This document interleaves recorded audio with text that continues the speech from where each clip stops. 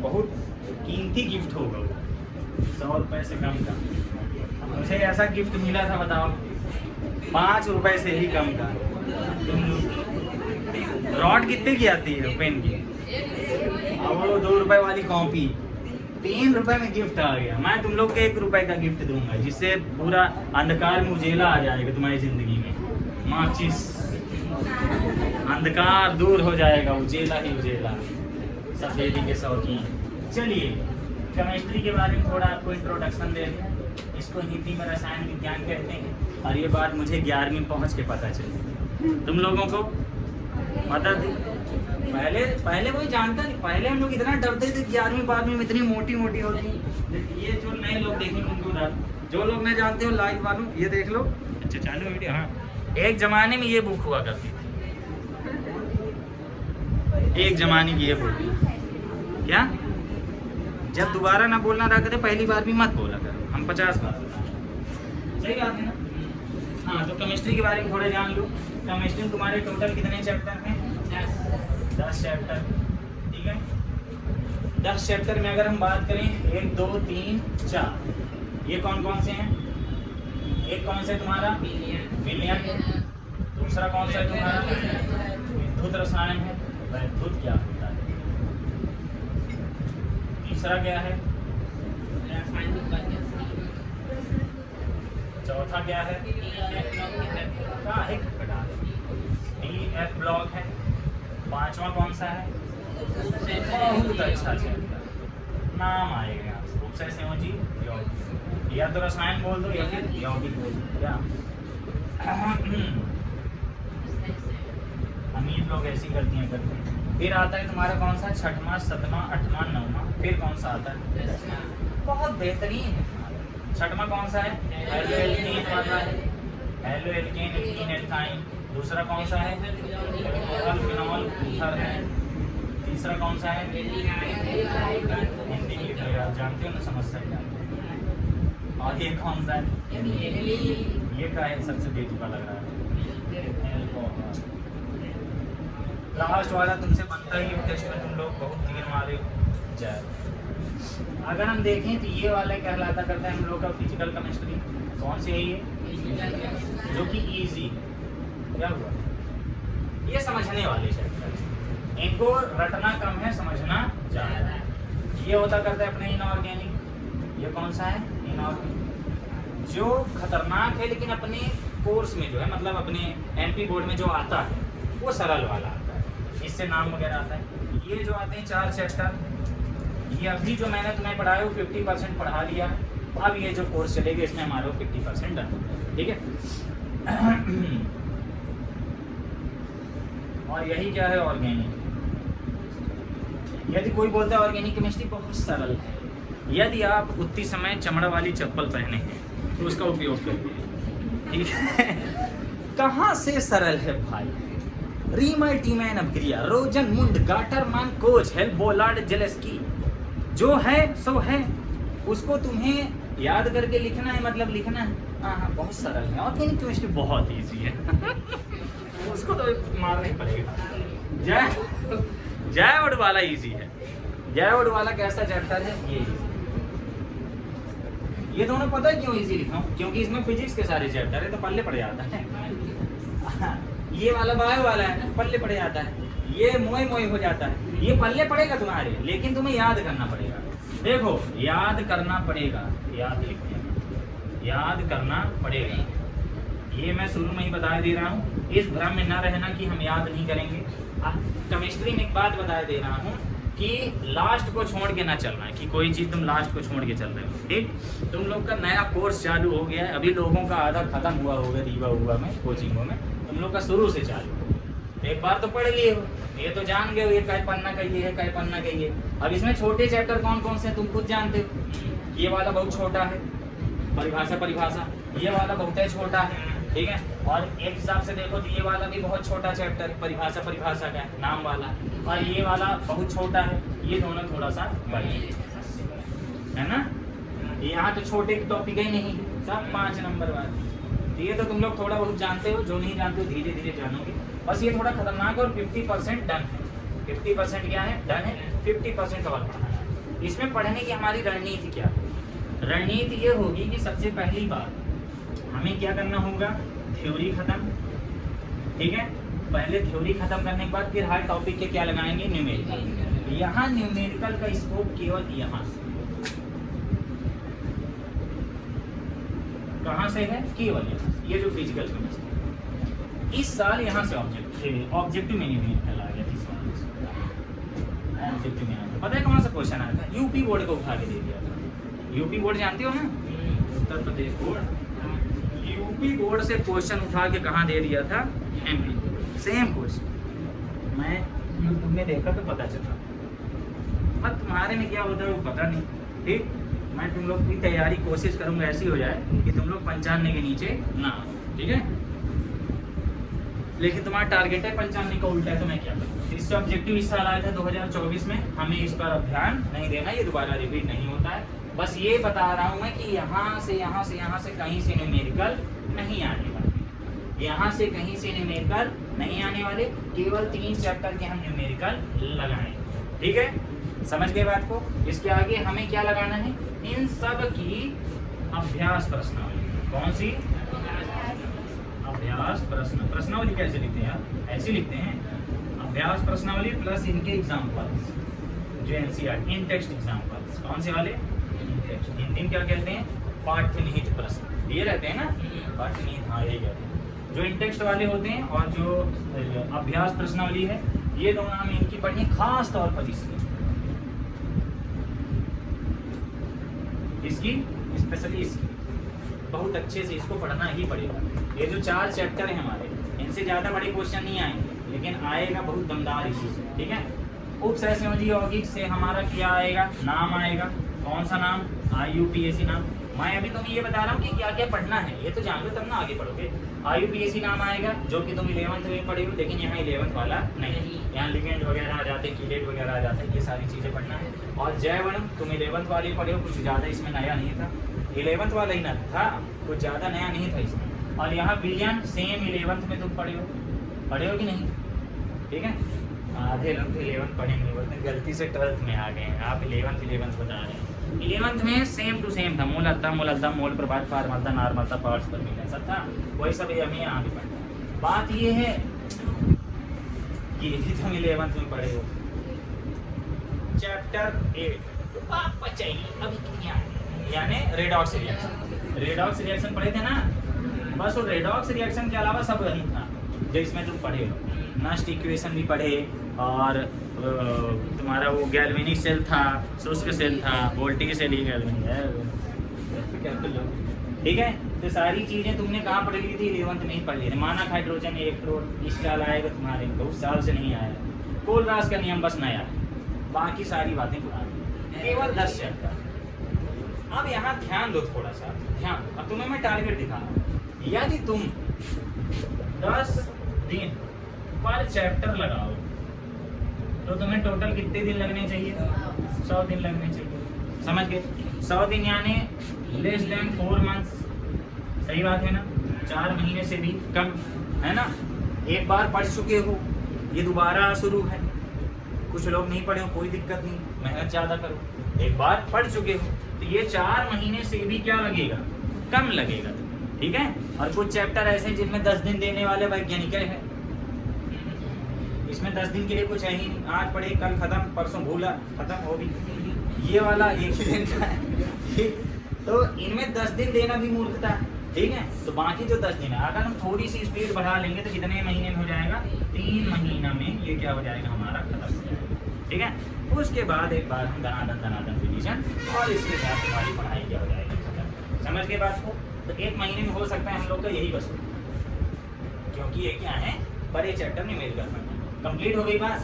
पढ़ना कैसे है, जैसा फिजिक्स वाले ने बताया था वैसे ही केमिस्ट्री वाले, ठीक। क्लियर हो गया? 4 ब्रांच है, पहली कौन सी है, फिजिकल, फिर है इनऑर्गेनिक, फिर है ऑर्गेनिक, और एक है बायोकेमिस्ट्री, है ना, जैव रसायन। ये है कौन सा कहते हैं इसको, भौतिक रसायन, अकार्बनिक रसायन, कार्बनिक रसायन, और ये जैव रसायन। क्लियर हो गया? तो जो सबसे पहला चैप्टर है विलियन, उसकी सबसे पहली लाइन ही है विलियन, और 2023 का पहला क्वेश्चन भी था विलियन क्या है। और ऐसा ऐसा मस्त क्या ही हो सकता है। हमें 10 चैप्टर का टारगेट दिख रहा है ना। अगर तुम 10 दिन लगा रहे हो पर चैप्टर, क्या 10 दिन लगा रहे हो पर चैप्टर, तो तुम्हारा कितने दिन में हो रहा है? 100 दिन में। अब ये तुम इतने आगत हो कि तुम्हें 10 दिन लग जाएगा। भाई यूट्यूब वाले 1 घंटे में ख़त्म कर देंगे। मैं यूट्यूब वाला नहीं हूँ, मैं ऐप वाला हूँ। ये यूट्यूब में किया है, ऐप में जाएगा। तो मेरा जो है 1 घंटे में नहीं चुप पाता है वो। मेरे को 1 घंटे में क्या है कि विद्युत जनित ही समझाने लग जाता करता है। तो 10 चैप्टर की पढ़ाई समझ गए ना। अब 10 चैप्टर में जो पहला चैप्टर वो कौन सा हम लोग का? विलियम को अंग्रेजी में क्या कहते हैं? सॉल्यूशन। हम केवल वही चीज़ पढ़ेंगे जो हमारे एमपी बोर्ड के लिए जरूरी है, ठीक है। एक तो नोट्स मेरे सामने रख दो, आपके पास है ना। केमिस्ट्री की प्रिंट करा लो तो अपनी मेरी नोट्स बनी है। तो ये वीडियो बता दूँ जिन लोग को ना पता हो, केमिस्ट्री की ये नोट्स है, ये ऐप में आपको पूरा PDF मिल जाएगा। ये जो मैं क्लास में पढ़ाता हूँ वही सारी नोट्स है। और ये कितने पेज की है यार? 320 पेज में ये पूरा डन हो जाएगा। पूरा कोर्स की नोट्स है, ठीक। और इसके बाहर से कुछ नहीं आएगा, बस NCERT सॉल्व करना पड़ेगा इसके साथ, ठीक है। तो सबसे हरी बत्ती जल्दी। सबसे पहले विलियम क्या है हमें ये समझना पड़ेगा। पहले जब हम लोग पढ़ते थे छोटी क्लास में तो हम लोग को ये लगता था कि विलियम क्या है? लिक्विड वाली चीज़ है ना। विलियन यानी लिक्विड वाली चीज़, पानी वानी शरबत वगैरह हो गया, वो सब भी विलियन है। लेकिन यहाँ आके पता चला कि कोई भी चीज़ हो, चाहे वो क्या हो, ठोस हो, चाहे वो द्रव हो, चाहे वो गैस हो, हर चीज़ का विलियन हो सकता है। ठोस का ठोस में भी हो सकता है, द्रव में भी हो सकता है, गैस में भी हो सकता है। इसका भी इससे भी हो सकता है, इसका इससे भी हो सकता है, इसका इससे भी हो सकता है, इससे भी होता है, खुद से भी हो सकता है। समझे? तो ये सब का आपस में कई प्रकार का विलियन। तो 3 त्रिकाई 9 प्रकार का नॉर्मल अवस्था के आधार पर विलियन बनता है, ठीक है। विलियन होता क्या है? विलियन यानी इसमें 2 चीज़ें होंगी, 2 या 2 से अधिक चीज़ें होंगी, 2 या 2 से अधिक चीज़ें होंगी और ये आपस में मिलेंगी। और वो कैसा मिश्रण होना चाहिए? समांगी मिश्रण। ये शब्द थोड़ा सा क्या है? इम्पोर्टेंट। ये शब्द क्या है? इम्पोर्टेंट। समांगी का मतलब हो जाता है कि घुल गया है, दिखाई नहीं दे रहा। जैसे मान लो हम क्या लिए? ये क्या लिए? पानी। क्या लिया? ये पानी। पानी के लिए हैं, ये पानी के मान लो क्या है? अणु, ठीक है। इन पानी के अणु परमाणु जो भी तुम कहना चाहो कह सकते हो, इनमें हम देख रहे हैं कि इनके बीच बीच में कुछ जगह क्या है? खाली। कुछ जगह क्या है? खाली। इन खाली जगहों को ही क्या कहा जाता करता है? रिक्तियाँ, वॉइड्स। वॉइड्स स्पेलिंग क्या होती है यार? ये होती है, यही होती है, यही होती है। यानी इनको क्या कहते हैं? रिक्तियाँ। क्या कहते हैं? रिक्तियाँ। इनमें कुछ रिक्तियाँ होती हैं। अब ये क्या है? पानी। इसमें क्या भरा हुआ है? पानी। पानी में रिक्तियाँ जो हैं उनमें अगर मैं ऊपर से क्या डाल दूँ? नमक डाल। क्या डाल दूँ? नमक। तो नमक के जो छोटे छोटे कण हैं वो आके क्या हो जाएंगे? इनके रिक्तियों में फिट हो जाएंगे। रिक्तियों में क्या हो जाएंगे? फिट हो जाएंगे, ठीक है। ये लो सगले इनके रिक्तियाँ यानी वॉइड्स, खाली जगह में क्या हो गया? फिट हो गए। जब ये फिट हो जाते हैं तो उसको क्या देते हैं? विलियन बन गया। क्या बन गया? विलियन। तो ये जो छोटे वाले थे ये क्या थे? 2 चीज़ें होती हैं। ये छोटा वाला क्या ला जाता है? विलेय, और जो बड़ा वाला ये क्या ला जाता है? विलायक, ठीक है। कैसे जानेंगे इसको? इसी आधार पर जानेंगे। विलियन जो होता करता है 2 चीज़ों से मिलकर बना। कौन कौन सी चीज़? विलेय प्लस विलायक। विलेय प्लस विलायक, ये अपना फार्मूला है विलियन का। विलेय का मतलब होता करता है जो कम मात्रा में। विलेय का मतलब जो कम मात्रा में। इन्हें घटक कहा जाता है, विलियन के घटक। और जो ज़्यादा मात्रा में होता है, कौन? ज़्यादा मात्रा में जो होता है उसे क्या कह देते हैं? विलायक। एक सादे सब सदे, सब सादे सब जाए। तो लगता है मैंने हिंदी का मुहावरा बोला, क्योंकि गलत बोला, बनता नहीं है। हिंदी मुझे बस वही याद है जो अतिशयोक्ति अलंकार वगैरह था, बाकी हिंदी का मुझे कुछ नहीं आता। हिंदी एमपी बोर्ड वालों की हिंदी में पता है क्या समस्या होती है? अगर कोई एमपी बोर्ड का है और हिंदी मीडियम का, उससे पता है क्या समस्या है? उससे ना तो हिंदी ढंग से बनती है ना इंग्लिश तो बनती है। इंग्लिश मीडियम वाले से ये है कि चलो इंग्लिश बनती है ना, दिन रात इंग्लिश है लिख रहा, फेयर का भी बना बना के बड़ा हुआ है। हम लोग मीरा के पद लिखते लिखते एक तो पद नहीं आता है। सही बोला, याद है सबको? रहीम दास के कुछ दोहे वही याद। तुम क्या डिजाइन कॉपी क्यों बने? चलो, विलियन के क्या है? 2 घटक हैं। विलियन के क्या है? दो घटक है, एक का नाम है विलेय, दूसरे का नाम है विलायक। इसको कहते हैं इंग्लिश में सॉल्वेंट, और इसको कितने, एक होता है सल्यूट और एक होता है सॉल्वेंट। ये सॉल्वेंट है और ये क्या है, सल्यूट, और ये दोनों मिलकर क्या बन जाते करते हैं, विलेय, यानी जिसको घोला जाता है। यहाँ घोल किसको रहे हैं, नमक को, तो नमक हम लोग का क्या कहलाएगा, विलेय। और जिसमें घोला जा रहा है यानी ये क्या हो गया, विलायक। समझ गए बात को, समझ गए। लगते में सॉल्यूट सॉल्वेंट उल्टा बोल गया। हाँ, सल्यूट ये होगा, सॉल्वेंट ये होगा, इंग्लिश देखना पड़ेगा इसलिए। तो विलायक क्या हो गया, विलायक जो ज्यादा मात्रा में होता है और जिसमें बाहर से कुछ ले आके घोल रहे हैं, ठीक है। और यहाँ इंपॉर्टेंट शब्द क्या है हम लोग का, समान। ये शब्द थोड़ा सा इंपॉर्टेंट है, इसको याद। बस इसमें एक और कंडीशन आ जाती है कि इन्हें भौतिक विधियों द्वारा अलग नहीं किया जा सकता, ठीक। तो परिभाषा देख लो क्या लिखे, दो या दो से अधिक अक्रियाशील पदार्थों का। अक्रियाशील का मतलब जो आपस में रिएक्शन ना करें, ठीक है। लेकिन हो गया ये अक्रियाशील लिखना ज्यादा जरूरी नहीं है, अक्रियाशील नहीं लिखोगे तो भी काम बन जाएगा, ठीक। दो या दो से अधिक अक्रियाशील पदार्थों का समांगी मिश्रण विलयन कहलाता है। 2023 में आया था 2 नंबर में, इस चैप्टर का ब्लूप्रिंट ये 2 नंबर का और एक 4 नंबर का, एक 2 नंबर का और एक 4 नंबर का। पहले तो यही था, नया वाला कोई नहीं जानते। विलयन के विभिन्न अवयवों, ये जो अवयव है, ठीक है, ये जो अवयव होते हैं, यहाँ 2 चीजें, एक पानी और एक नमक। विलयन के विभिन्न अवयवों को सामान्य भौतिक विधि जैसे छानना, निथारना, इस द्वारा अलग नहीं किया जा सकता। अब क्या, हम जब नमक घोल दिए हैं, पानी में नमक डाल के घोल दिए, ठीक है, तो फुल्की वाले तरीके नहीं से, मतलब चम्मच उम्मच लेते हैं कि जैसे फुल्की वाले घोल, तो घोल दिए तो क्या, अब उसको अगर मैं छन्नी लगा के छान लूँ ऐसे, निकलेगा नमक? फूंक मार के उड़ा सकता हूँ मैं नमक को? नहीं उड़ा सकता। हाथ में नमक डाल के अगर मैं ऐसे घुमाऊँ, हाथ लिया, ये क्यूट सा हाथ, इसमें अगर मैं नमक डाल के ऐसे ऐसे घुमाऊँ, क्या वो घुल जाएगा? फूंक मारा, भौतिक विधि है, फूंक मारा, भौतिक विधि, उड़ गया, तो क्या ये विलयन बना? पानी में डाल के घुमाया, क्या उससे अलग कर सकता हूँ? नहीं। तो हाथ में नमक को डाल के घुमा रहा हूँ तो विलयन नहीं बना। गिट्टी ले लो, क्या ले लो? गिट्टी, और गिट्टी के साथ सीमेंट ले लो और कुछ मत मिलाओ, अब बढ़िया उसको डाल के घुमाओ, फिर उसको अगर तुम छान लो या फिर बड़े बड़े चलाना ले लो, जैसे बटारा वटारा वाले होते कहते हैं ना, तो उससे गिट्टी तो नीचे आ जाएगी, मान लो बड़े होल वाला है, पहले सीमेंट आएगी यार, चलो सीमेंट नीचे आ जाएगी, लेकिन गिट्टी कहाँ रह जाएगी ऊपर, तो वो तो अलग हो गया। क्या वो विलयन था? लेकिन अगर सीमेंट को पानी में घोल दो, सीमेंट को पानी में घोल दो, अब उसके बाद उसको तुम बताओ तो क्या वो विलयन बना कि नहीं बना? वो विलयन है। पानी लो और बजट कम, स्प्राइट ले लो, तो पानी ले लो, नहीं स्प्राइट पतला हो जाएगा, ले लो यार, रॉयल स्टैग ले लो। तुम पानी लिए और उसमें क्या डाल दिए, थोड़ी सी डाल दिए, रम डाल दिए, मान लो रॉयल स्टैग में रम डाल दी फौजी वाली, अब उसको तुम घोल दो, क्या दोनों अलग अलग दिखेंगे? नहीं, वो दोनों मिल गए। उसमें क्या हुआ, जो बीच बीच में जगह खाली थी उसमें वो जो रॉयल स्टैग आई है उसके अणु बीच बीच में घुस गए, तो क्या हो गया? विलयन बन गया। ऐसा विलयन इसका समांगी मिश्रण, भाई 2 या 2 से अधिक चीजों का मिश्रण ही तो है। तुम सोच रहे हो कि आदमी इस टॉपिक में इतना जोर क्यों दे रहा है, क्योंकि ये पता नहीं क्यों आ गया था। मैं जो नोट्स लिखाता हूँ तुम लोग की, उसमें बड़ी क्वालिटी है, कभी सबसे पहला क्वेश्चन आ जाता है, कभी सबसे अंतिम क्वेश्चन आ जाता है।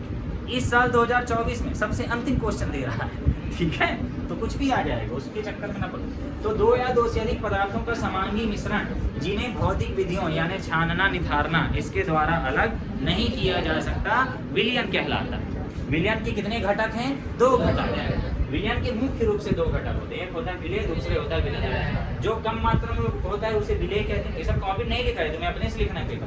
जो कम मात्रा में होता है उसे विलेय कहते हैं, जो अधिक मात्रा में होता है उसे विलायक कहते हैं। विलेय को विलायक में घोला जाता है। अब नमक में पानी घोलते हो कि पानी में नमक? पानी में नमक, बस यही सी बात है, ये हो गई बात। और विलेय और विलायक मिलकर विलयन बनता है। अगर हम एक एग्जाम्पल लें चाय का, क्या लें? चाय। तो चाय क्या है? हमारा विलयन है, ठीक है। एक बात बता दूं, इस चैप्टर में मैं तुम्हारे केमिस्ट्री के उदाहरण कम, अपने रियल लाइफ के उदाहरण ज़्यादा लूँगा, क्योंकि हम लोग कभी लैब में रिसर्च तो किए नहीं, कभी लैब में हम लोग मिलाएं, बेंजीन में क्लोरोफॉर्म मिलाएं, नहीं मिला है, तो इसलिए हम लोग ऐसे ही डालें। हम इसमें क्या लेते हैं? पानी, ठीक है, और इसमें थोड़ा सा क्या डालें? दूध, मान लो करिया वाली नहीं बनानी है तो थोड़ा सा नींबू भी डाल दो यार, थोड़ा सा इलायची भी डाल दो, अदरक है, चलो अदरक भी डाल दो, और क्या डाल लें?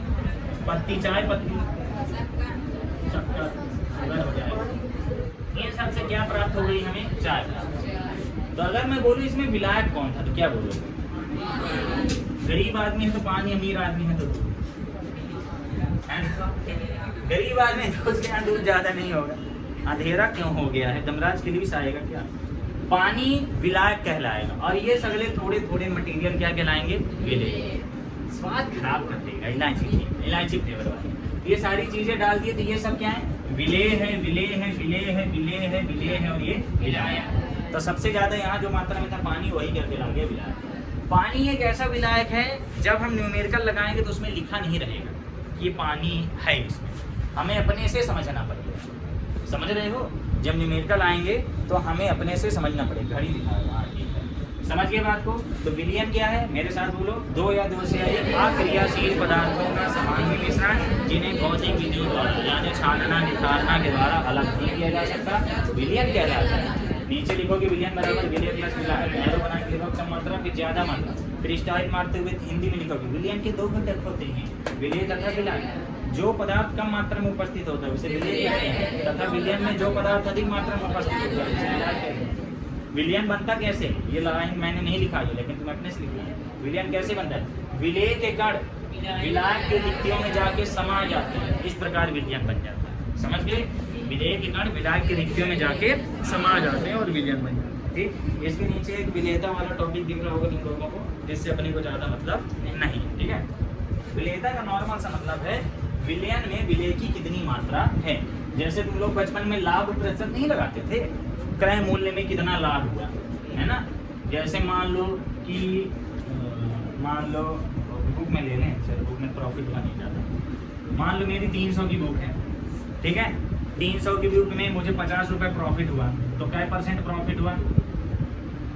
मान लो 30 रुपये प्रॉफिट, तो कितना % प्रॉफिट हुआ? 10%। समझ गए? तो जिसमें होता है उसको नीचे रखते हैं और जितना होता है उसको ऊपर रखते हैं, यही यहाँ। तो अगर हम 100 ग्राम पानी में 50 ग्राम मान लो शक्कर घोल रहे हैं, बहुत मस्त एकदम विलयन बनाएंगे, बेहोशे कर देंगे, 2 बूंद रूअफ़ज़ा भी डाल देना, ठीक। तो इसे ही क्या कह दिया जाता करता है? विलेयता। नॉर्मल सा मतलब है, विलेयता में ज़्यादा फोकस नहीं देगा।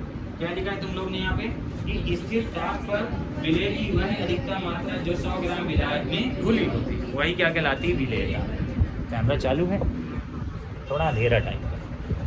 विलेयता नॉर्मल सा याद रखना है, विलेयता रटोगे भूल जाएगा। विलेयता के इंग्लिश में सॉल्युबिलिटी कहते हैं। इसका मतलब है विलायक कितना है और विलायक में कितना विलेय घोल रहे हैं। जैसे मैंने बताया 100 ग्राम पानी में मान लो 20 ग्राम शक्कर घोल रहे हो, क्या हुआ? दरबार करने लगते, मेरा फोकस खराब हुआ। मान लो 100 ग्राम पानी, उसमें तुम 20 ग्राम विलेय घोले, तो उसका % बताने के लिए 100 का गुणा करते हैं। 100 का गुणा किस लिए करते हैं? % बताने के लिए ही 100 का गुणा। जैसे मान लो लिखा है 0.4, % बनाएंगे तो कितना आ जाएगा? बताओ, % बनाओ ना। 0.4 का % कितना बनेगा? वेरी गुड, इतना ज़्यादा समय लगाते वेरी गुड क्या है। इसके बाद आते हैं विलयन के प्रकार। विलयन के क्या आते हैं? प्रकार। ये बात समझ में आ गई? पेपर में आएगा विलयन तो झोंक दोगे ना। यही सब पहले परिभाषा लेना। समांगी शब्द मत भूलना, अक्रियाशील मत भूलना और घटक मत भूलना, ठीक है। और विलयन बनता कैसे ये भी मत भूलना। कैसे बनता है? विलेय के कण विलायक की स्थितियों में जाके विलीन हो जाता है। विलयन के प्रकार 2-3 आधार पर होते हैं। पहला होता करता है अवस्था के आधार पर। पहला सांद्रता वाला होगा तुम्हारे, है ना। पहला तुम्हारे कैसे नोट्स के हिसाब से भौतिक अवस्था के आधार। अरे भौतिक अवस्था बाद में कराया हूँ, पहले सांद्रता ही कराया। पहला कौन सा कराया तुम्हें? सांद्रता के आधार। पहला किसके आधार पे है? सांद्रता के आधार पर। सांद्रता का मतलब नहीं समझते हैं सब लोग। सांद्रता का सूत्र होता है C/N/V। और एक और बात बता दूं, इस चैप्टर में अखंड सूत्र है, अब बहुत सारे सूत्र। C का मतलब होता करता है सांद्रण, कंसंट्रेशन, ठीक है। और M का मतलब होता करता है मोलों की संख्या और V का मतलब होता करता है आयतन। एकांक आयतन में कितना घोले। इसको ऐसे समझ लो, मान लो कि 100 ml है, 100 ml ज़्यादा हो जाएगा, कम हो जाएगा। 100 ml कितना होगा? ये जो कप है, इस कप में 250 ml आता है। एक दिन मैं छोटे से लड़के से मैथ लगवाया था, इस कप में कितना आता है 250, तो आधा का आधा समझ लो, है ना। आधे से थोड़ा कम, आधे से थोड़ा कम अगर हम क्या ले लें, पानी ले लें, और उस पानी में अगर मैं 10 ग्राम अगर मैं क्या डाल दूँ उसमें, शक्कर डाल, और अगर मान लो कि 100 ग्राम है और उसमें मैं 50 ग्राम शक्कर डाल और दोनों को घोलूँ ज़बरदस्ती, ठीक है। 50 ग्राम शक्कर कुछ ज़्यादा नहीं हो गई यार, थोड़ा कम कर दो यार, मतलब इसको 5 ग्राम कर दो और इसको 20 ग्राम कर दो, ज़्यादा घोल दो। तो ये बताओ कौन सा वाला ज़्यादा मीठा हो?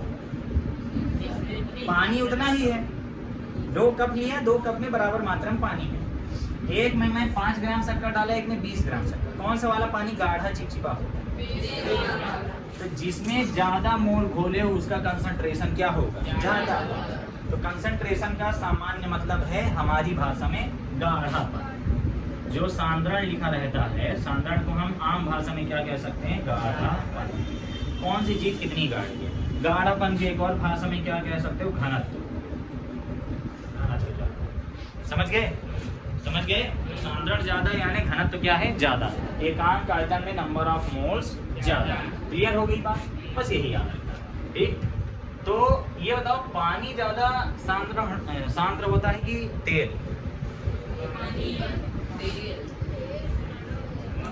ये बहुत कठिन क्वेश्चन। घनत्व के आधार पे बताओ। गलत जवाब, बाद में पढ़ाऊंगा। शहद और पानी में बताओ, जल्दी बताओ। शहद का, ठीक है। तेल और पानी का भी जवाब नहीं जानते। पानी के ऊपर तेल तैरता है कि तेल के ऊपर पानी? तैरती कौन सी चीज है? ज्यादा घनत्व वाली की कम घनत्व? तो किसका घनत्व ज्यादा है? समझे? तैराक ही किया करो। तेल, पानी, आग लगाना, कागज, यही सब आप पढ़ाएंगे। अब जान गए कौन ज्यादा सांद्रण वाला है? ये फिजिक्स में क्वेश्चन है। फिजिक्स में तुम्हारा क्वेश्चन यही आएगा जब 9 पार्ट में पढ़ाऊंगा। अपवर्तन किसमें ज्यादा होगा? तेल वाले माध्यम में कि पानी वाले माध्यम में? पानी वाले में। लेकिन हम लोग को छूने से तो वही लगता है, चिपचिपा जो जाता है वो ज्यादा गाढ़ा है। यहाँ पे थोड़ा विचित्र हो जाता है, घनत्व के आधार पे चेंज हो जाता है। सांद्रण के आधार पे कई प्रकार के होते। जा रहे हो? ठीक है, चलो। टाइम ना देखना, गलत टाइम है, कल से घड़ी का सेले छूट गया। इसमें जो पहला टाइप होता है वो होता है तनु विलयन। क्या होता है? तनु विलयन। दूसरा होता करता है सांद्र विलयन। तीसरा होता है संतृप्त विलयन। चौथा होता है असंतृप्त विलयन। और ये क्या होता है? अतिसंतृप्त। अतिसंतृप्त यानी अवकाश से ज्यादा। इसको हम तुम्हें ऐसा बना देते हैं, मान लो तुम विलायक हो और जो खाना खा रहे हो विलेय, ठीक। तुम क्या हो? विलायक हो, और जो तुम खाना खा रहे हो वो क्या है? विलेय। मान लो तुम खाना खाए, जैसे मान लो समोसा ही खा रहे हो। एक समोसे में क्या पेट भरता है? अब तुम्हें कोई वो 5 रुपए वाली चिप्स दे दो, हरा हरा वाला पैकेट, क्या वो एक पैकेट में कभी पेट भरेगा? तो उतनी समय विलियन तन, यानी हमको और चीज की क्या है? जरूरत है। और कुरकुरे और समोसा लाओ। एक समोसे में तो क्या, वो एक समोसे में जागता है आदमी, यहाँ खाने के लिए तैयार हो गए, अगले वाले में मजे से खाएं। तो एक समोसा खाए हैं तो क्या हमारी मतलब हमको संतुष्टि हुई? नहीं, बहुत कम मात्रा है, तो उसे क्या कहेंगे? तन। जब विलेय में, सॉरी विलायक में विलेय की बहुत कम मात्रा हो, ठीक है, तो उसे क्या कहा जाता है? तनु। तनु यानी आम भाषा में होता है पतला। तनु यानी बहुत पतला, ठीक है। जैसे अगर मैं बोल दूं 1 लीटर पानी में 1 चुटकी सिंदूर घोल दो, 1 चुटकी नमक घोल दो। सिंदूर विंदूर की बात मत करो, सिंगल लोगों को अच्छा नहीं लगता। 1 लीटर पानी में 1 चुटकी नमक घोल दो। अब चुटकी हम लोग की होनी चाहिए, खली ओली की नहीं। उनकी चुटकी नहीं, मूठा के बराबर है हम लोग की चुटकी। 1 चुटकी नमक घोल दो, तो क्या वो 1 चुटकी नमक पता चलेगा उसमें? नहीं पता चलेगा, ठीक है। अब बताओ, अगर 1 लीटर पानी में हम आधा किलो नमक घोल दें, घुल जाएगा? घुल जाएगा। आधा किलो नमक कितना होता है वैसे? वो जो पैकेट आता है टाटा नमक को, कितना बड़ा होता है? 1 किलो का है आधा किलो का आधा, 1 पौवा, 1 पाव घोलो। तो इन दोनों में ये वाला जो विलयन होगा, ये वाला विलयन कहलाएगा तन। तन यानी इंग्लिश में दिल लिखा रहता है, लोग गलत समझ लेते हैं, दिल.HCl लिखा रहता है, गलत हो जाता है। वो दिल नहीं है, दिल लूट ले, ये वाला है। यहाँ ध्यान दो यार, दिल लुट गया। तो ये क्या है, डाइल्यूट। डाइल्यूट यानी क्या होता है, पतला, यानी तन विलयन, ठीक है। और ये जब एक पाव घोल दिए हैं, वो बड़ा पाव वाला नहीं है, ये दूसरा वाला पाव, पौवा लिख दें, पौवा फिर और गलत लगने लगता है। तो यहाँ पे एक पाव, यानी जब 1 लीटर में 1 पाव नमक हम घोले, ये कैसा विलयन बन जाएगा, थोड़ा सा शांत। शांत यानी हो जाता है कंसंट्रेट। क्या हो जाता है, कंसंट्रेट। तो तनु का मतलब होता करता है कि इसमें ज्यादा मात्रा नहीं घुली है। सांद्र का मतलब इसमें बहुत ज्यादा मात्रा घुल गई। मेरी मान तो पेपर में कभी नहीं आएगा, लेकिन हमें टर्म्स जाननी पड़ेगी। फिर आता है संतृप्त। संतृप्त का मतलब तुम समोसा खा रहे थे, तुम्हारा पेट भर गया, है ना, तो खाए, एक वक्त आता है कि तुम्हारा पेट भर गया, बस अब ना खाओ। उसके बाद चाहे कोई और पिज्जा खवाने को बोलते, नहीं खा सकते, पेट एक लिमिट होती, भर गया, है ना। कुछ होते हैं कौरहा, वो इस श्रेणी में आते हैं, उनके लिए अलग बनाया गया है, उनका कितना भर गया हो, अरे हो गया यार यहाँ। तो यहाँ ध्यान दो, संतृप्त यानी जिसका पेट भर गया। सामान्य व्यक्ति है, उसका पेट भर गया, खवा दिया समोसा, होता है हाँ भाई बहुत अच्छा, जुग जुग चिल्लाला, गोड़ो छुइया माँ, ऐसे करता। असंतृप्त का मतलब अभी उसका पेट नहीं भरा है, और खाना। असंतृप्त का मतलब और खाना। अति संतृप्त का मतलब खा खा के पेट भर गया है, लेकिन वो फ्री का खाने की आदत पड़ी है। एक कहावत भी बनी है, आन का दाना पेट के खाना चाहिए, तो वाली कहावत पे चल रहे हैं कि मिल रहा है ढूंढ से रहो। तो वो वाला विलयन कौन सा होता करता है, अति संतृप्त। ये थी हमारी नॉर्मल भाषा, केमिस्ट्री की भाषा। तन विलयन में क्या लिखा हुआ है, तन विलयन में लिखा है ऐसा विलयन जिसमें विलय की मात्रा विलाय की मात्रा से बहुत कम होती है। कौन है वो, क्या कोई हैंडपंप में मादा पानी मतलब विलय की मात्रा विलाय की मात्रा से क्या हो, बहुत कम हो। तुम लोग दरबार कर रहे हो कि कॉपी पढ़ रहे हो, कॉपी पढ़ रहे हो, हाँ बोलोगे तो ये ना मुझसे। दूसरा वाला सांद्र का मतलब विलय की मात्रा बहुत अधिक हो जाए, जैसे खूब सारी शक्कर घोल दी, एकदम रसगुल्ले डुबा दिए, इस लेवल का शक्कर है, तो क्या हो गया, मात्रा बहुत ज्यादा हो गई। फिर तीसरा होता है संतृप्त। संतृप्त का मतलब है तृप्त हो गया, खाना खा के उसका पेट भर गया, यानी कि विलय की और अधिक मात्रा नहीं घोली जा सकती। आप फलाने ज्यादा समोसा नहीं खा सकते। असंतृप्त का मतलब क्या है, जिसमें विलय की और अधिक मात्रा घोली जा सकती है, कि अभी उसका पेट नहीं भरा, अभी उसके पेट में और समोसा ठूंसा जा सकता है, समझ गए। फिर आता है अति संतृप्त, कौरा अल्ट्रा प्रो मैक्स, ऐसा विलयन जिसमें विलय की मात्रा संतृप्त विलयन की तुलना में अधिक होती है। संतृप्त यानी और नहीं घोल रहा है, लेकिन जबरदस्ती क्या कर रहे हैं, घोल रहे हैं जबरदस्ती का, तो कैसा हो जाता है, अति संतृप्त विलयन। अति का मतलब क्या होता है, ज्यादा। एक तो तुम लोग बचपन में श्लोक पढ़ी होगी, अति का भला न बरसना, अति की भली न धूप, है ना, अति का भला न बोलना, अति की भली न चूक, है ना, बस यही वाला समझे में आता था। एक तो और था ना कोई, प्रथमे नाजिता विद्या, द्वितीय नाजितम धनम, तृतीय नाजितम पुण्यम, चतुर्थे किम करिष्यसि। इसका मतलब है जो 4 हम लोग के वो स्टेप बनाए गए, कौन कौन से, उनको क्या बोलते हैं, 4 वो है ना, ब्रह्मचर्य, क्या था, गृहस्थ आश्रम, ऐसे था ना कुछ। अरे मुझे ये शास्त्र ज्ञान नहीं है यार, फिजिक्स से केमिस्ट्री करा बने। तो उसमें जो था, कहते हैं पहला जो 15 साल 25 साल का होता है, उसमें तुम्हें क्या ग्रहण करना चाहिए, विद्या। फिर दूसरे वाले में धन ग्रहण करना चाहिए 50 साल। फिर अगले 25 साल क्या ग्रहण करना चाहिए, पुण्य। फिर अगले 25 साल दवाइयाँ ग्रहण करनी चाहिए। चले, शांतता के आधार पे खत्म। आजकल हो गया 20 से दवाई ग्रहण होने लगती है। अब आजकल के लोग ज्यादा नहीं है। दूसरा टाइप होता है भौतिक अवस्था के आधार पर। ये समझता है अरे का है फट फट समझा। भौतिक अवस्था के आधार पे विलयन 3 प्रकार का होता है। पहला होता है ठोस विलयन, दूसरा होता है द्रव विलयन, तीसरा होता है गैस विलयन। इसका तुम्हें एनसीईआरटी देखना होगा। एनसीईआरटी में एक चार्ट दिया हुआ है। क्या दिया है, एक चार्ट, और उस चार्ट में क्या दिया, एग्जाम्पल्स दिए। एक्स मंथ को यार कुछ लोग दुखी हो जाते हैं, तो चार्ट में क्या दिए हुए हैं, एग्जाम्पल्स दिए हुए हैं। ठीक है, क्या मेरे में फोन आ रहा है,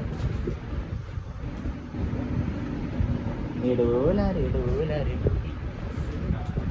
तो ठोस, द्रव और गैस विलयन कैसे होते करते हैं, ये तीनों से बना सकते हैं। जो ठोस है ये भी 3 बना सकता है। ठोस किससे बना सकता है, ये भी ठोस, मैं ऐसे लिख दूँ सॉलिड लिक्विड गैस, ये भी 3 से बना सकता है। सॉलिड लिक्विड गैस, ये भी 3 से बना सकता है, सॉलिड लिक्विड गैस। टोटल कितने बनेंगे, 3 3 6 3 9। दरबार कौन कर रहा है, कहा है अशोक, कलिंग युद्ध जीत के मन नहीं भरा है। यहाँ पे ठोस, द्रव, गैस, ये तीनों हो गए सॉलिड लिक्विड गैस। इसमें अगर मैं इनको क्या मान लूँ, विलायक मान लूँ। क्या मान लूँ, विलायक। और इनको क्या मान लूँ, विलेय। तो इन सब के हमें एग्जाम्पल समझने पड़ेंगे, ठीक है। और नॉर्मल से एग्जाम्पल है, जैसे अगर मैं तुमसे बोल दूँ पानी का पानी में विलयन, मतलब लिक्विड का लिक्विड में, तो समझ रहे हो ना, तो लिक्विड का लिक्विड में विलयन बन जाएगा। अगर हमें ठोस ठोस का विलयन चाहिए, ठोस प्लस ठोस, तो ठोस ठोस का विलयन क्या उदाहरण होगा, कोई उदाहरण बताओ। सीमेंट में बालू मिक्स कर दिए, ठीक है, अरहर की दाल में उड़दा की दाल मिला दी, अब बोल दो अलग अलग करो, मर जाएगा आदमी, अलग नहीं होगा, सही बात है ना। राई में सरसों डाल दो, पीली वाली में काली वाली, नमक में हल्दी डाल दो, घोल दो, तो ये दोनों क्या थे, ठोस कण थे। वो क्या थे, ठोस कण। तो क्या वो कभी अलग होंगे, नहीं होंगे। ये केमिस्ट्री का विलयन, ठीक है। अगर हम ठोस में क्या डाल दें, द्रव डाल दें, अरे दरबार में ठोस में क्या डाल दो, द्रव, है ना, ठोस में द्रव डाल दो। जैसे खूब सारा नमक रखा था उसमें पानी डाल दो, खूब सारे नमक में पानी डाल दे, पानी में नमक नहीं डाले, नमक में पानी डाल दे। ऐसे कई उदाहरण है, उससे अपने कोई मतलब नहीं, बस ये बताना तो भौतिक अवस्था के आधार पर होगा, ठीक। अब इसके बाद आता करता है प्रकार में अपना इम्पोर्टेंट वाला, ये फार्मूला अभी तक नहीं मिला था। इम्पोर्टेंट वाला कौन सा आता करता है, द्रव विलयन, जो हमारे कोर्स में है, ठीक है। हमारे कोर्स में कौन सा वाला विलयन है, द्रव विलयन। कोई भी विलयन का नाम ही बताता है कि वो किस अवस्था में, जो बोला सुने, विलयन का नाम ही बताता है कि वो किस अवस्था में। अगर वो बोल रहा है हम द्रव विलयन है, यानी इसमें जो भौतिक अवस्था है इसकी अवस्था क्या है, वो अवस्था क्या है इसकी, द्रव। बात समझ में आई। द्रव अवस्था का निर्धारण, अवस्था कौन डिसाइड करता है, विलायक। अवस्था का निर्धारण कौन करता है, विलायक। तो इससे निश्चित हो गया कि विलायक क्या रहा हुआ होगा, द्रव रहा हुआ होगा, हुआ क्यों रहा होगा, तो विलायक क्या रहा होगा, द्रव रहा होगा। और विलय कुछ भी हो सकता है, समझ रहे हो। द्रव विलयन का मतलब है इसकी अवस्था कैसी है, द्रव की तरह है। द्रव यानी लिक्विड, पता है ना, द्रव यानी लिक्विड। अच्छा, कुछ लोग को डाउट तो नहीं आता, मैं बता देता हूँ। जो द्रव्य होता है या फिर पदार्थ, उसकी तीन कंडीशन होती है, असल में दो होती है, एक ठोस होती है और एक दूसरी तरल होती है। तरल की दो होती है, एक होता है द्रव और तीसरा होता है गैस, समझे। इसका मतलब होता करता है मैटर, क्या होता है, मैटर, और इसका मतलब क्या होता है, लिक्विड। ये ना सोचना दोनों सेम, ये द्रव्य है और ये द्रव है, ठीक है। तो ये द्रव्य यानी इसके अंतर्गत ही आता है, ठीक। पदार्थ का ही दूसरा नाम द्रव्य है। पदार्थ की परिभाषा तो बनती होगी, वह वस्तु जिसका कुछ द्रव्यमान होता है और जो स्थान के, क्या फोटोन पदार्थ है, क्योंकि उसका विराम द्रव्यमान, वेरी गुड, चलो याद करो। ऐसे में पढ़ाने के दौरान तुम लोग से पुराना पूछे रहूँगा, लेकिन तुम लोग ये मत बोल देना कि सर अभी ये चैप्टर चल रहा है, अभी मैं इसी का बताऊंगा, क्लास के बाद पूछिएगा, ये ना बोलना। चलो, विलायक क्या करेगा, विलायक ही अवस्था का निर्धारण करेगा। एक नंबर का ऑब्जेक्टिव यहीं से याद कर दो, किसी विलयन की अवस्था यानी भौतिक अवस्था का निर्धारण कौन करेगा, विलय डिसाइड नहीं करता, विलय कैन बी एनीथिंग। इसमें हम ये समझ के विलय क्या है, द्रव है, और विलय क्या हो सकता है, विलय तीनों हो सकता है। विलय ठोस भी हो सकता है, द्रव भी हो सकता है और गैस भी हो सकता है। इन तीनों में से हमारे कोर्स में कौन सा वाला है, मतलब हम ठोस को भी इसमें मिला सकते हैं, द्रव को भी मिला सकते हैं, गैस को भी मिला सकते हैं। हमारे कोर्स में कौन सा वाला है, गैस को द्रव में घोलना। हमारे कोर्स में जो अच्छे से पढ़ना है वो हमें क्या पढ़ना है, गैसों की द्रवों में विलीनता, ये हमें पढ़ना है। हमको जो पढ़ना है कौन सा वाला पढ़ना है, गैस को ले जाके किसमें घोलना है, द्रव, ठीक है। जैसे जो कोका कोला होता है, अरे ये तो यार बोलता है, कोका कोला होता है ना, अरे ये तो कुछ और बनेगा, अरे बनेगा वही जो मेरे दिमाग में आ रहा है, हो गया। यहाँ इनके रंग का लिखा हुआ है, ठीक है। कोका जो है इसमें क्या डाली जाती है, अरे ये नहीं जो यहाँ मिलाते हैं वो नहीं, पान, कैसे पान की व्यवस्था है गाइस, आपको चाहिए होगा बताइए। बेचारे पहली बार वीडियो देखे तो सोचने लगा कि बिहार के आए हैं, बिहार में हम रीवा मध्य प्रदेश के हैं, आगे की लाइन नहीं बोलेंगे, वो कौन सा लगा रहने दो यार, बाइक चोरी होने से बच गई मेरी। इसीलिए कहता हूँ चोरों का देश है रीवा मत रहने दो, कोई बात नहीं। एक भुवन सर आ रहा था, उन्हीं को जाके बोला। यहाँ पे एक यहाँ भरा है कोका कोला, तुमको पता होगा आधा भर के आता है, अब तुम घर आते हो, ये पैसा तो पूरे के लिए सी ना, ठीक है।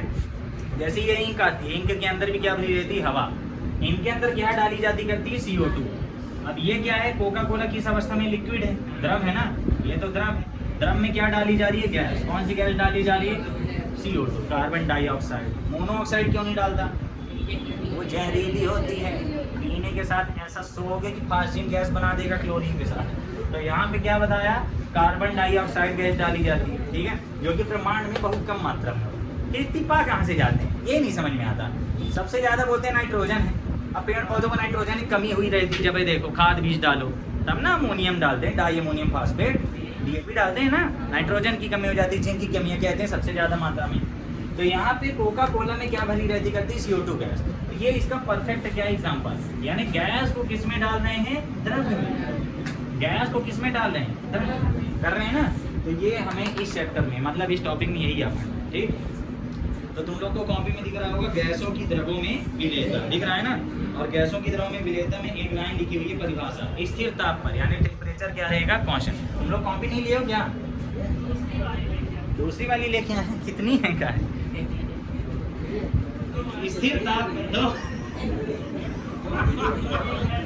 हो गया, यहाँ एक भी नहीं है। स्थिर ताप पर 1 ml द्रव में, 1 ml पता है ना, 30 ml नहीं, 1 ml की बात है। वो जो दवाई वाला ढक्कन होता है वो 10 ml का होता करता है, ठीक है, उसका 1-2 बूंदू पी जाओ। 1 ml द्रव में जितनी गैस घुली होती है उसे क्या कहते हैं, गैसों की द्रवों में विलेयता। तुम्हें परिभाषा से कोई टन मतलब नहीं है, हमें इसको प्रभावित करने वाले कारक से मतलब। बोलते कि सर इसका सूत्र बताइए, अरे होता ही नहीं, इनके कोई सूत्र नहीं होते, आएंगे फार्मूले भी आएंगे कैसे। अभी राउल्ट का नियम आप कल पढ़ेंगे, हिंदी के नियम और राउल्ट के नियम में अंतर पढ़ेंगे, कितना टाइम है, तो कल हम लोग ये सारी चीज़ें पढ़ेंगे, बस इनको प्रभावित करने वाले थोड़े से कारक लगे हुए हैं। तो हम लोग का टॉपिक कौन सा चल रहा है, गैसों की द्रवों में विलेयता। आज तुमने स्पेशली क्या पढ़ा है, विलयन क्या है, विलयन के घटक क्या है, कौन क्या कहलाता है, विद एग्जांपल्स के साथ, समझ गए। भौतिक अवस्था, इसको प्रभावित करने वाले कितने कारक हैं, 4 कारक, ठीक है। विलयन में गैसों की विलेयता को प्रभावित करने वाले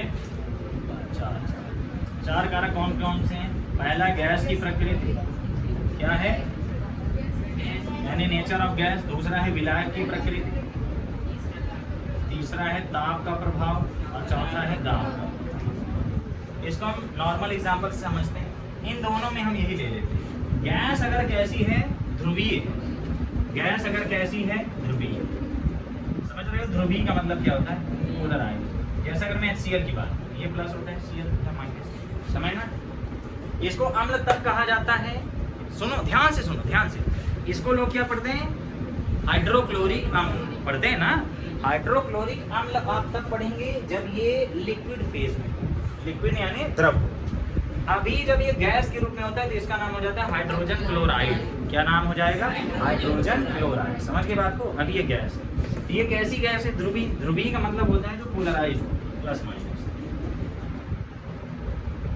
बात समझ में आ रही है, पोलराइज्ड गैस, प्लस भी और माइनस भी। तो इस कंडीशन में गैस क्या होगी, जल्दी घुलेगी, क्योंकि प्लस माइनस यानी पहले से उसका बॉन्ड क्या है, कमजोर। बॉन्ड कमजोर है, थोड़ा सा एनर्जी पाया, बॉन्ड एकदम टूट गया, अच्छे से घुल गया। और जब विलयन होता है उसमें प्लस अलग घूमते हैं, माइनस अलग। ये बताया था ना, नहीं पता तो आगे हम जब तीसरा नहीं तुम लोग का दूसरा है, दूसरे चैप्टर में अच्छे से गैस की प्रकृति को बता दिया गया। यदि गैस ध्रुवीय है तो जल्दी घुलेगी, ध्रुवीय नहीं है तो जल्दी नहीं घुलेगी। जैसे CO2 गैस क्या है, अध्रुवीय। CO2 गैस अध्रुवीय, तो वो ज़्यादा घुलनशील नहीं होती, इसीलिए उसी को डाला जाता है। यहाँ पे देखो लिखा हुआ है, जो गैस आसानी से द्रवित हो जाती है, जल में आयनित हो जाती है, जल में अधिक विलेय होती है। जैसे CO2 पहले CO2 खुल जाती है। HCl याद रखना, HCl में गोला बना लो, HCl वेरी इंपॉर्टेंट ऑब्जेक्ट है। HCl गैस बहुत जल्दी खुलेगी। रीजन क्या है, क्योंकि ये क्या होती है, ध्रुवित। ध्रुवित शब्द को अंडरलाइन रखना, ठीक है। अधिक विलेय होती है। ये जो आयनित लिखा है यही ध्रुवित है। कुछ लोग ढूंढ रहे होंगे ध्रुवित तो लिखे नहीं है, कहाँ से बोल रहा है। और जो आयनित लिखे हो ना, यही है, यही आयनित रूप से होती करती। प्लस माइनस आयन ही तो है, उसी को ध्रुवित कहा जाता है। फिर आता है विलायक की प्रकृति। विलायक की प्रकृति का मतलब होता है, यहाँ भी लिखा है, ध्रुवीय गैसें जल में अधिक विलेय हैं, जबकि कार्बनिक विलायकों में कम विलेय है। अब ये गैस घोलने के लिए भी कुछ चीज़ें चाहिए। हो सकता है हम पानी में घोल रहे हैं। बारिश होने लगी क्या यार? होने लगी, मुझे नहीं दिखता। अच्छी बात। अगर पानी में घोलते हैं जल्दी घुलती हैं, लेकिन अगर हम इसमें घोलते हैं कार्बनिक विलायक जैसे अल्कोहल वगैरह हो गए, अल्कोहल वगैरह में क्या होती है? कम गिरती। ये दोनों पेपर में आने लायक नहीं, ये आने लायक। ताप का प्रभाव और दाब का प्रभाव। ताप में उल्टा होता है, दाब में सीधा होता है। विलेयता बढ़ने घटने का मतलब क्या है? अगर यहाँ पे आता है विलेयता, विलेयता क्या होती? बढ़ रही। अगर हम बोलते हैं विलेयता बढ़ रही, विलेयता बढ़ रही यानी घुल रहा, समझ गए? और विलेयता घट रही यानी नहीं घुल रहा, उसमें जो घुला हुआ है वो भी बाहर आ रहा है, एकदम अधेरा टाइप का लग रहा है। हो गया वो एडिट हो गया। कितने मिनट की क्लास हो गई यार? 45 मिनट। यहाँ विलेयता बढ़ रही घट रही। अगर हम ताप की बात करें, किसकी बात करें? ताप।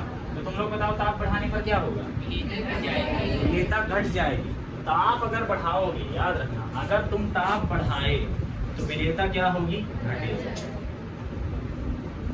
ताप बढ़ाए तो विलेयता घटेगी। इसका एक एग्जांपल याद रखना है तुम्हें, ताप वाला एग्जांपल, कि जब पानी गर्म करते हैं तो पानी को हम क्या किए? गर्म किए, तो इससे क्या निकल गया? गैस क्या हो गई? निकल गई। गैस निकली कि नहीं निकली? तो गैस मतलब पानी में घुली थी, है ना? काली काली भी निकलती है ना, कार्बन डाइऑक्साइड भी होती होगी उसमें, क्या पता। वैसे पानी में कार्बन डाइऑक्साइड कहाँ से आई? नहीं आई। क्या बात करते हैं। पानी को जब गर्म किए तो उसमें से क्या निकली? धुआं निकला, गैस निकली। तो गैस निकल रही यानी विलेयता क्या हो रही? विलेयता कम हो रही। इसी प्रकार अगर ताप घटाओगे तो विलेयता क्या हो जाएगी? बढ़ जाएगी। मतलब ताप के क्या चलती है? उल्टा। दाब के सीधा चलती है। दाब बढ़ाओगे विलेयता बढ़ेगी। और इसी के आधार पे कल हमारा वेरी मोस्ट क्वेश्चन चलेगा, जो कल का टॉपिक होगा वेरी मोस्ट, आज तक नहीं आया। इसलिए वेरी मोस्ट है क्योंकि आज तक नहीं आया। ताप बढ़ाने पे विलेयता बढ़ती कैसे है? यही कोका कोला वाला। ताप वाले एग्जांपल क्या? Coca Cola. जो कोका कोला की बोतल होती है, यार कोई भी मतलब ठंडे पेय जो होते हैं, है ना, ये मान लो है, तो तुम लोग दरबारे करने लगते हो तो लगता है क्या पढ़ाऊंगे, मैं भी जाऊँ सो जाऊँ। ये मान लो कोका कोला है, ठीक, कोई भी इसमें पेयजल भरा हुआ है, इसमें क्या डालते हैं? CO2, ताकि वो खराब ना हो, अक्रिय गैस बना देते हैं। CO2 डाल देते हैं तो क्या हो जाता है? इसको प्रेशर दिया जाता है। इसमें क्या दिया जाता है? प्रेशर। अच्छा बताओ, दाब सदिश है कि अदिश है? अदिश है। लगता सदिश है लेकिन है नहीं, वो अदिश राशि। तो इस पर जब दाब आरोपित किया जाता है, तो दाब आरोपित करने पर ये CO2 गैस क्या होती है? ये कोका कोला में आके घुल जाती है। समझ गए? पहले नॉर्मल अवस्था में CO2 नहीं घुल रही थी, लेकिन जब क्या किए? प्रेशर बढ़ाए, ऊपर से दाब लगाए, मशीन से उसको दबाया गया, तो ये CO2 क्या हो जाती है? यहाँ पे जाके कोका कोला में जगह ढूंढ ढूंढ के घुल जाती है। दूसरा एग्जांपल, इसको हम ये भी बोल सकते हैं इसी प्रकार, अगर दाब घटाएं, दाब घटाएंगे तो विलेयता क्या हो जाएगी? विलेयता क्या हो? घट जाएगी। कैसे पता? अगर हम इसका ढक्कन खोलते हैं, गैस निकलती है, तो ढक्कन खोले यानी तुमने प्रेशर क्या किया? उसका कम किया। ढक्कन खोले यानी प्रेशर कम किया। प्रेशर कम किया तो जो अंदर गैस थी वही ना बाहर निकली। जैसे मैं जब इंक खोलता हूँ, सब लोग देखिए, इंक में जब मैं ऐसे वो लगाता हूँ सुई पे, जब सुई बाहर लाता हूँ तो मैं क्या कर रहा हूँ? प्रेशर कम। जब प्रेशर कम करता हूँ फचाक से नीचे से ऊपर आता है ना, बस उसके पीछे भी क्या है? यही है। दाब कम किए तो विलेयता क्या हो गई? कम। जैसे तुम्हारे गैस सिलेंडर में हो गया, गैस सिलेंडर होता है ना घर में, LPG वाला, उस पर जब हम रेगुलेटर ऑन करते हैं, चालू करते हैं, तो क्या हो जाता है? गैस बाहर आने लगती है। अंदर तो लिक्विड था, अंदर क्या था? लिक्विड। बाहर आता है, किसमें कन्वर्ट हो जाता है? गैस। क्यों? क्योंकि दाब क्या हो गया? कम। तो दाब कम तो विलेयता भी कम। विलेयता कम होने का मतलब है गैस क्या हो रही है? बाहर निकल। बात समझ में आ गई? समझ गए? यही था। अब इसके लिए एक वैज्ञानिक थे, वो वैज्ञानिक कौन थे? अपने हेनरी। वैज्ञानिक कौन थे? अपने हेनरी। हेनरी ने नियम दिया। हेनरी वैज्ञानिक थे, उन्होंने क्या दिया? नियम दिया। और हेनरी का नियम हम कल पढ़ेंगे, ठीक है? तो कल की क्लास में हम लोग क्या क्या पढ़ेंगे? हेनरी का नियम पढ़ेंगे, और एक राउल्ट थे अपने, राउल्ट का नियम पढ़ेंगे। ये दोनों लगभग सेम है, थोड़ा सा अंतर है, ठीक? यहाँ पे विलेय के प्रकार आ जाएंगे। विलेय का प्रकार होता है वास्तविक और अवास्तविक, है ना? वाष्पशील और अवाष्पशील, तो मैथ में आ गया था, वाष्पशील और अवाष्पशील, ठीक? तो हेनरी का नियम तुम लोग के लिए वेरी इंपॉर्टेंट होगा। और ये हेनरी का नियम और राउल्ट का नियम लगभग क्या है? सेम, उनमें ज़्यादा अंतर नहीं है, ठीक है? मतलब मैं जो पढ़ाऊँ उसमें तुम्हें ज़्यादा अंतर नहीं दिखेगा, कल पढ़ेंगे। आज की कहानी क्लियर है ना? जितना डेली चल रहा है उतना तुम कंप्लीट करो, ठीक है। हेनरी का नियम पढ़ेंगे, राउल्ट का नियम पढ़ेंगे, फिर उनके न्यूमेरिकल लगाएंगे और वो तुम लोग दूसरी बार लगाओगे क्योंकि एक बार स्कूल में लगा चुके हो, ठीक है। लगा चुके हो ना? मैं नहीं कराया था पहली बार जब पढ़ाया था, पिछले साल कराया। हाँ, उदाहरण वाले कराया था स्कूल में प्रश्नावली का नहीं कराएंगे, हो गया हम कराएंगे, पूरा हल कराएंगे प्रश्नावली, ठीक है। इतना डन। जो लोग वीडियो में पढ़ते हैं ऐप में वो लोग भी इतना डन कर लें क्योंकि कल की क्लास में क्या आने वाला है, हेनरी का, ठीक है। चलिए टाटा बाय।